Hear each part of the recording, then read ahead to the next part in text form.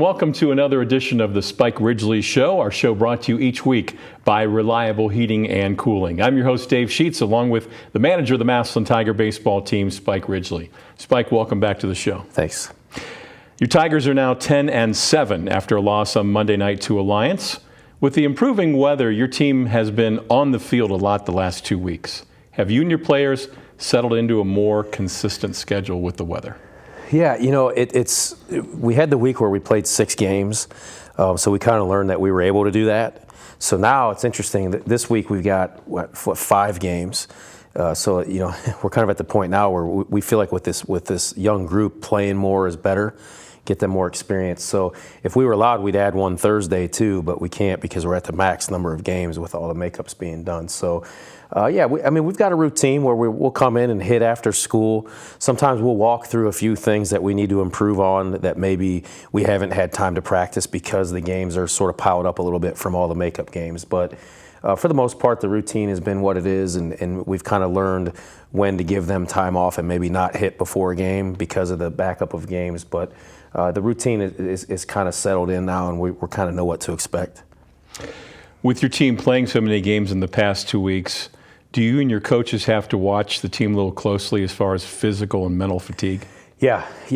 I kind of loop that in with the routine. Mm-hmm.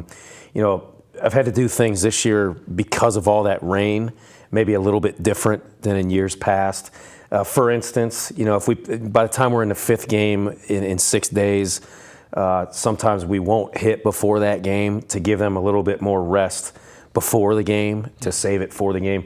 And then a couple of things that we've done too is, you know, we've taken out let's say we play 6 games in a week. We're probably only taking a full pregame infield outfield for maybe 3 of them, mm-hmm. and then we abbreviate it for the other 3 to try to protect the arms because we do have several position players that pitch. So we try to rotate guys. We try to limit how many throws they're making. And then when we do get an off day, you know, like the last off day, we did a double lift to get both upper body and lower body so that we don't lose our strength in the process too. So and Lee does a good job, our trainer, of getting the guys in there after the game and getting them treatment, sometimes before as well.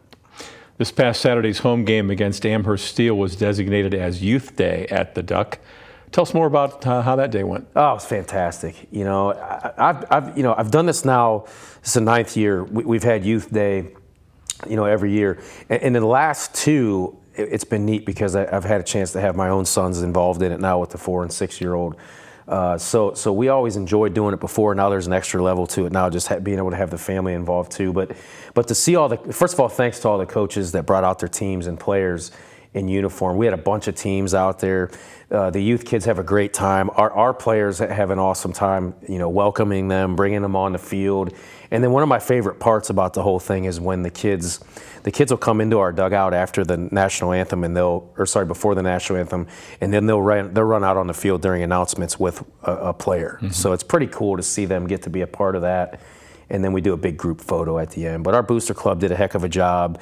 You know, all the kids got a free meal if they came in their uniforms. It was a big crowd. The energy was really good. And great opponent, too. We had a great opponent in Amherst Steel on that day. Played really well and got a big win. So just a really positive day in general. And anytime we get a chance to see the youth and the future of the program is a fun thing. Since last week's show, you went 2 up and 2 down, and talk a little bit about the split with Perry. You mentioned the Amherst Steel win and then the loss to Alliance the other night. Yeah, so the split with Perry, you know, we respect those guys a bunch. He's having a good year. Whitaker coaches them up really well. They have pretty much their whole team back from last year. They played a really tough schedule last year, and their record has really greatly improved this year because they have that experience and they're used to playing in those games. So to be able to get a 1-0 win from a really good pitching performance from Drew Longwell was huge for us. We learned a lot about ourselves that day, being able to go compete for 7 full innings. And then the next day, just didn't have enough. You got to tip your cap. Perry really hit the ball the second day, and we held close. It was an interesting game. We went down 3 in the first, and then we just kind of chipped away. We went 1 run, 1 run, 1 run. And we're in the 5th, and, you know, we got Brock Palilli on the mound, and I think, all right, you know, we're right back in this thing. I don't know if he's going to give up another run. And then in just one thing leads to the next. They hit the ball some, and I think we made a couple of mistakes, but you got to tip your cap. They hit the ball well and ended up beating us 8-3. And then so to get a split right there, we felt like we were trending in the right direction, and it showed on Saturday. A couple good days of practice, and it showed Saturday when we beat a very good Amherst Steel team. Just quality day in general. We got, the bunts got down. We had some big 2-out hitting. We put a squeeze bunt down that day, and then Isaac Maxheimer gave us a good start, and Blake Hobson finished it off and was really effective. So things were trending pretty well, and then we hit a buzzsaw last night. Alliance played really well. You got to tip your cap, and they hit the ball. I think they ended up with like 13 hits, and then we did some things. But I want to make sure that we give credit where credit's due. I mean, they played well and beat us.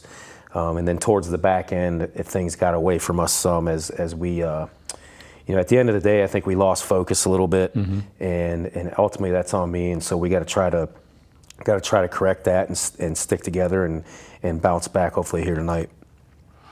All right. When we come back, we'll visit with a Tiger player, but first this word from Reliable Heating and Cooling. There was a time when 10 miles to the gallon was acceptable. Today's 40-plus mile-per-gallon cars weren't even in the rearview mirror back then. Of course, this Lennox air conditioner wasn't on the radar either. It's solar-ready, the quietest, most energy-efficient air conditioner you can own. It's time to live in the now. Call Reliable Heating and Cooling for the most advanced technology in heating and air conditioning. When you're ready to live in the now, call Reliable Heating and Cooling. Lennox, air is life. Make it perfect. Thanks to Reliable Heating and Cooling, and welcome back to the Spike Ridgley Show. The Tiger player joining us this week is junior center fielder Tyler Hackenbrack. Tyler, welcome to the show. It's good to be here. Tyler, at what age did you start playing baseball, and do you remember who taught you the game? I started playing baseball at the age of 6, and my dad taught me the game. I think a lot of it I witnessed growing up with my sister playing softball, and the effort and the time she put in. I think that rubbed off on me, and I knew what was the expectation was for my dad, and I was ready to learn the game and get going. Very good. We know that you're a standout defensive back on the football team. If you had to choose, which sport is your favorite to play between football and baseball? My sport that's my favorite to play is probably football, because sometimes when I make a bad play or something, it's fun to get going and make up for it, making a big play or a big hit. And I think sometimes in baseball, I can overdo that a little bit, and sometimes you need to tone it down and get that right. But that's one of the things I like most about football. A lot of different emotions in the games. Yep. Do you have a favorite major league player? My favorite major league player would probably be Francisco Lindor, because I grew up watching him play for the Indians, and I got to watch them go on that magical run in 2016, and that homer he hit, it's really made him my favorite player. It's interesting, a lot of your teammates have picked Francisco Lindor on this show quite often. So, in what areas of your game did you work on the most since the end of last season? The mental side, really, seeing more pitches and being more selective with what I swing at, and making sure I stay calm during the games, and my focus. Any other personal goals that you set for yourself before the season started? I wanted to be the best version of myself to help the team, and I knew I was going to have to be a leader this year, and I wanted to set the goal to be a good leader and lead the team the right way. And finally, Tyler, tell us something about Coach Ridgley that maybe most people don't know about. He seems very serious, but once you get to know him, he's really calm and relaxed, and sometimes when games get going bad, he's the person to look at, because he'll take you in the right place. Sounds good. Well, Tyler, we wish you the best of the luck the rest of the season. Thanks. Thank you. Tyler Hackenbrack joining us on the program. In just a moment, Coach Spike Ridgley will rejoin us on the Spike Ridgley Show.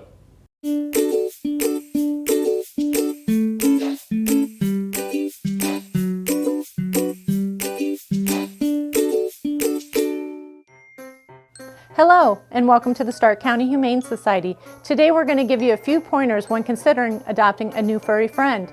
All animals here at the Stark County Humane Society are spayed, neutered, microchipped, vaccinated, dewormed, and if old enough, heartworm tested for our canine friends. Adopters will receive a free exam within 2 weeks of adoption at local veterinarian hospitals. We encourage all adopters to take full advantage of this. A one-time adoption fee is required for your new furry friend.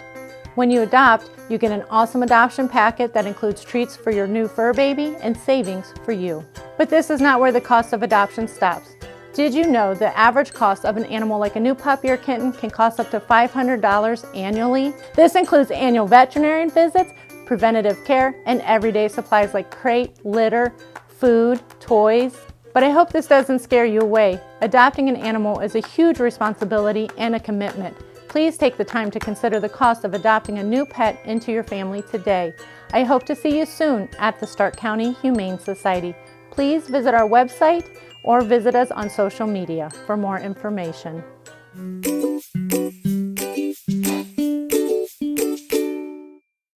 Welcome back to the Spike Ridgley Show. Coach, we just spoke with junior center fielder Tyler Hackenbrack in our last segment. How many different ways can Tyler impact the outcome of a game? Well, Tyler is an incredible athlete, and multi-sport guy that just puts the time in. The big thing for him, the biggest change I've seen from him from last year to this year is the weight room is really paying off for him. And a lot of that's, he hit a growth spurt and that sort of thing, because he's always worked hard in the weight room, but man, is it really starting to show now. And so, he can beat you with speed. He's really fast. If the ball's on the ground, he's going to have a chance to beat it out for a hit. But that also plays in the outfield. He runs down a lot of balls.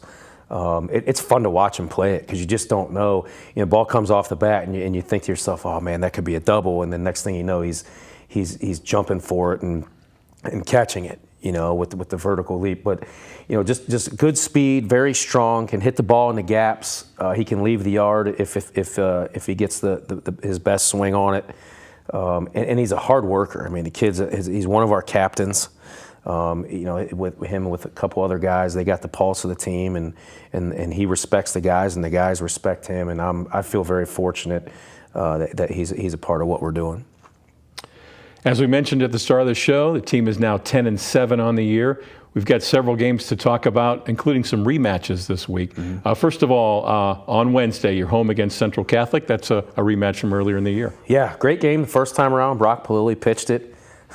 It looks like it's trending like he might pitch it again, because being independent, we just throw our guys when it's their turn. So it looks like that might end up being that way. We'll see how it plays out. And they've got a great team. They always make a strong push. We're going to home and away this year, and I know he likes getting over here because this is where their regional is. If they're fortunate enough to get there. Normally they're good enough to do it, and I think they are this year as well. He does a good job with them. So that'll be a good opponent for us. I want to say it was like a 4-1 game the first time, very close, good defense both sides.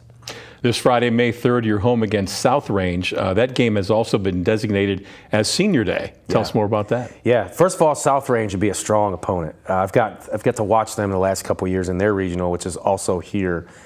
Sometimes they end up running into Central Catholic and they play each other, but they're a pretty veteran group. Coach does a nice job for them, and they'll come in here ready to go. That'll be a great opponent for us. And senior night, this is a special group. Senior night's always important. It's always special.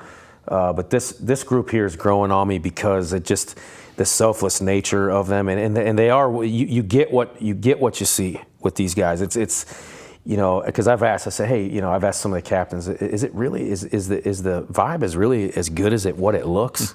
Because there's parts and times we don't see them. And yeah, coach. I mean, it is, and you can really tell they're selfless. They're about the team and anything it's going to take to win. So just a really good group of kids, first and foremost. And you talk about families. I was on the Jeske show today, and he was asking about the families. Mm-hmm. And some of these families I've known for 8-9 years now because they've had two sons come through. Mm-hmm. Whether that's the Pages or Coach Merceric watching Gavin when he was in 4th grade, and he's a senior now. So the families are fantastic. The players, just great kids, and it's we're enjoying the time that we have here left together, and I'm very appreciative for all those people. Coming up on Saturday, then, you're home against Lake out of the Federal League, and It's the 30th year reunion of the 1994 Tiger baseball team. Yeah, how about that? Yeah. How about that? I remember you covering them with the big camcorder thing. Right, remember? sure, I now do. We got these high-tech cameras in here. 30 years later. Yeah. So no, it's really neat because it looks like we're going to have most of the team back. I know my dad will be here. He's in town now. He was the head coach of that team. It looks like we're going to have all the players but two. Wow. So it's going to be a pretty neat experience. I know they're doing a little golf outing Friday during school. And then they're doing some dinner, I think, Friday night. And then we're going to have the game Saturday where we honor them. And it's a cool thing. I remember watching it when I was a kid, watching that tournament run, thinking, wow, what must it be like to be a part of something like that? And just to see how close the players and coaches got. And then to see, really honestly, to see how emotional my father was after they lost. And that's when I think it really hit me as an eighth grader, just how important the relationship side of things are. And to see that those guys he's in contact with most of those guys still 30 years later. So it's going to be neat. It's going to be neat to see all the guys, to pull the team back together and get a chance to celebrate them and their accomplishments. And then next Monday, you go on the road at Glen Oak. There's another rematch game. Yeah. First time we played them, it was a 12-inning affair. They're having a really good year. They're right there in the Federal League. It was a great game the first time over at Munson. We had to go over there because it was raining so much. And we're looking forward to see where we're at. We get a chance against some of these teams we're playing in the next week to kind of see where we're at and try to prepare for that tournament coming up here soon. Speaking of the tournament, the drawing takes place this Sunday. What are your expectations for your team, and who might be the top seeds in our district? Yeah, man, it's another reason why last night was so disappointing with just the outcome. But you got to bounce back, and there's a lot of baseball that's going to get played between right now and Sunday. So, as far as trying to figure out where we might be, gosh, it's impossible until we play these next 5 games. But there's some teams having good years. I mean, Jackson's always right there. I want to say they're like 13-5. I think that Hoover's actually has the same record. I didn't see what they did last night, but they'll be right there. And then now with the super districts, you got the teams that are up north too. Walsh is having a good year. Hoban's having a good year. And St. Ignatius as well, So, we'll see how we measure up there as far as where we end up. The wins and losses are going to sort of take care of themselves and kind of put us where we're supposed to be. But just need to play better tonight to give ourselves an opportunity to position ourselves the best that we can for the end of the week on Sunday. Well, best of luck for this week. Appreciate it. That's going to wrap it up for another edition of the Spike Ridgley Show, brought to you by Reliable Heating and Cooling. I want to thank our Tiger player this week, junior center fielder Tyler Hackenbrack. I'm your host, Dave Sheets. Thanks for watching, and as always, go Tigers.